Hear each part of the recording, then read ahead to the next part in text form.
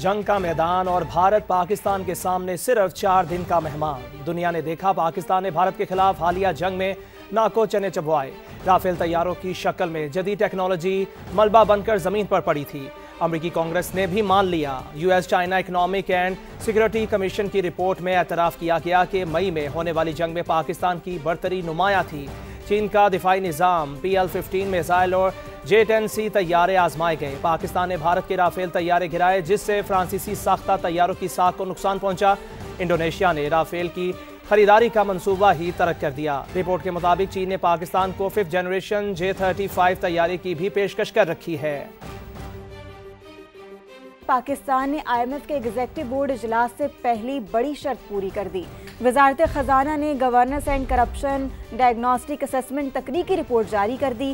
पाकिस्तान में करप्शन दरीना मसला करार। कमजोर गवर्नेंस और शफाफियत के फुकदान ने माशी तरक्की की रफ्तार सुस्त कर दी है। रिपोर्ट में मजीद क्या कहा गया है, जानते हैं नुमाइंदा खसूसी शकील अहमद से। शकील, बताइएगा इस हवाले से।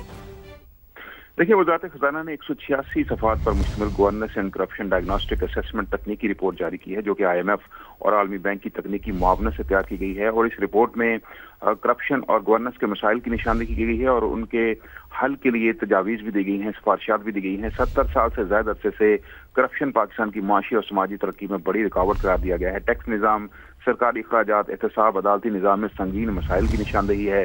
ताकतवर या सरकारी इदारों से जुड़े गिरोह जो हैं वो करप्शन की सबसे खतरनाक शक्ल करार दिए गए हैं। पाकिस्तान में करप्शन का ज़ीना मसला मुल्क की तरक्की को शदीद नुकसान पहुंचा रहा है। रिपोर्ट में कहा गया है कि करप्शन सरकारी फंड्स को हड़प करती है और मंडियों को मस्क करती है। IMF से बार बार कर्ज लेने के बावजूद बुनियादी मसाइल मौजूद हैं और करप्शन पर और गवर्नेंस के मसाइल पर काबू पाकर पाकिस्तान GDP में 6.5% तक इजाफा कर सकता है। मालियाती कमजोरियां, कर्जों की जरूरत, दबाव और बैरूनी खतरात बढ़ाते हैं और पाकिस्तान अवाम के मेयार जिंदगी में हमसाया मुल्कों से पाकिस्तान पीछे रह गया है। पब्लिक सेक्टर की कमजोर कारकर्दगी मईशत पर मंफी असर डालती है और इस रिपोर्ट में मजीद मुतअद्दिद जो मसाइल हैं उनकी निशानदेही की गई है। ठीक है, तफसीली रिपोर्ट जारी की है। बहुत शुक्रिया शकील, आपने बड़ा तफसीलन हमें अपडेट किया। आगे बढ़ें और आपको बताएं कि बलूचिस्तान असेंबली में कायदे ऐवान की तब्दीली की गूंज। नया कायदे ऐवान भी पीपल्स पार्टी से होगा। नून लीगी सेनेटर के दावे ने हलचल मचा दी। सेनेटर मीर दोस्तेन डोमकी ने दावा किया कि वज़ीर आला बलूचिस्तान सरफराज बुगटी को हटाने का फैसला कर लिया गया है। लीगी सेनेटर का कहना है कि सूबे में अकरबा परवरी और करप्शन ने अमन व अमान की सूरत हाल को बिगाड़ा है।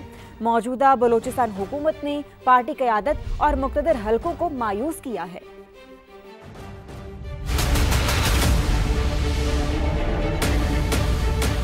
वजीर आला बलूचिस्तान की कुर्सी हिल गई। मीर सरफराज बुगटी को हटाया जा रहा है। नून लीगी सेनेटर के दावे ने हलचल मचा दी। बिल्कुल हटा रहे हैं इसको, 100% हटा रहे हैं। इसकी कारकर्दगी सही नहीं है कि इसको इस वजह से हटा रहे हैं और इन हाउस चेंज लाएंगे। नया वजीर आला भी पीपल्स पार्टी से ही होगा। मीर दोस्तेन डोमकी ने इसकी वजह भी बता दी। पीपल्स पार्टी का ही वजीर आला आएगा, क्योंकि हमारा मुआहदा है 2.5 साल का। नून 2.5 साल पीपल्स पार्टी करेगी, 2.5 साल नून करेगी। 11 महीने 1 साल रहता है। पीपल्स पार्टी हाउस चेंज ला रही है अपना। नून लीगी सेनेटर ने सरफराज बुगटी की हुकूमत पर भी कड़ी तनकीद की। इसकी कोई कारकर्दगी नहीं है बलूचिस्तान में।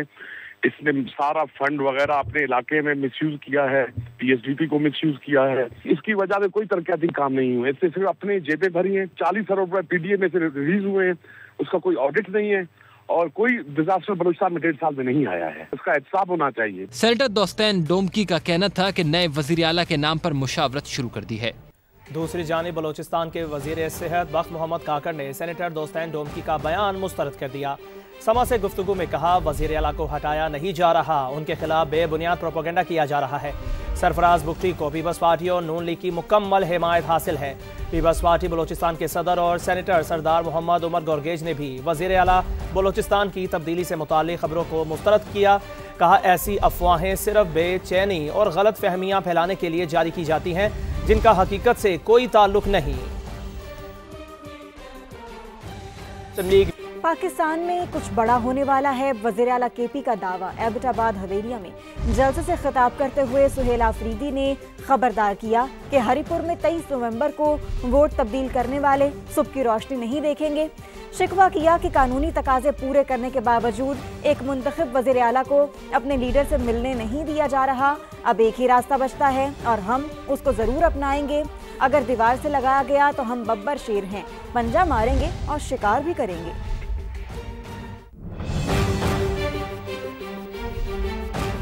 वज़ीर आला खैबर पख्तूनख्वा का हवेलिया में धमकिया मेज बयान, इलेक्शन कमीशन का नोटिस, आज इजलास बुला लिया। सुहेल अफरीदी के खिलाफ कार्रवाई पर गौर किया जाएगा। दूसरी तरफ तर्जुमान वज़ीर आला सेक्रेटेरिएट के मुताबिक सुहेल अफरीदी ने किसी को धमकी नहीं दी। ईमानदार अफसरान महफूज, सिर्फ कानून तोड़ने वालों को जवाब देना होगा।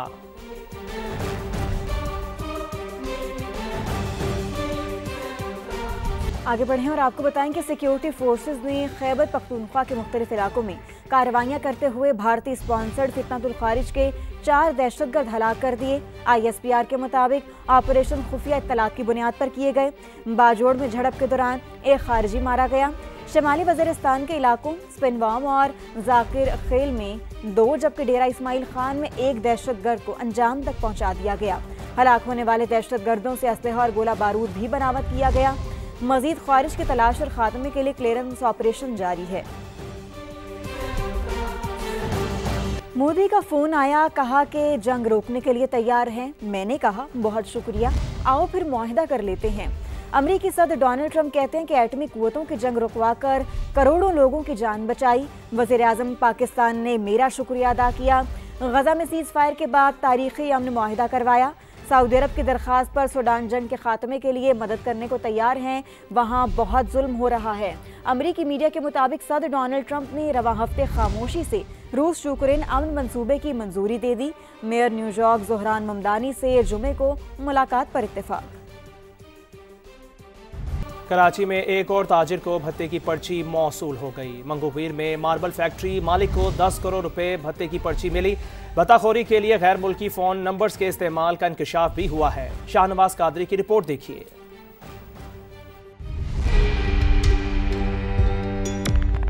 अभी कार शोरूम पर फायरिंग करने वाले पकड़े नहीं गए, एक और ताजिर को भत्ते की पर्ची मिल गई। मंगोपीर में मार्बल फैक्ट्री मालिक को 10 करोड़ रुपए भत्ते की पर्ची मौसूल हुई। भत्ताखोरी के लिए गैर मुल्की फोन नंबर्स के इस्तेमाल का इंकशाफ भी हुआ। समा ने मामला उठाया तो पुलिस की दौड़े लग गईं। फैक्ट्री मालिक शेर खान की मुद्दत में थाना मंगोपीर में नामालूम अफराद के खिलाफ मुकदमा दर्ज कर लिया गया। कार शोरूम पर फायरिंग के 24 घंटे बाद तफ्तीश स्पेशल इन्वेस्टिगेशन यूनिट को मुंतकिल कर दी गई। SIU जराये के मुताबिक वाक़े में मुलविस गिरोह की निशानदेही कर ली गई। पुलिस की टेक्निकल टीम ने मोबाइल नंबर से मुलजिम का पता भी लगा लिया। भत्ताखोरी में मुलविस मरकजी मुलजिम अहमद अली मक्सी की गिरफ्तारी के लिए FIA के साथ मिलकर कोशिशें जारी हैं। तफ्तीशी हुकाम का कहना है कि जय वक़्वा से मिलने वाले गोलियों के 2 खोल फॉरेंसिक के लिए भेज दिए गए हैं। शाहनवाज कादरी, समा, कराची।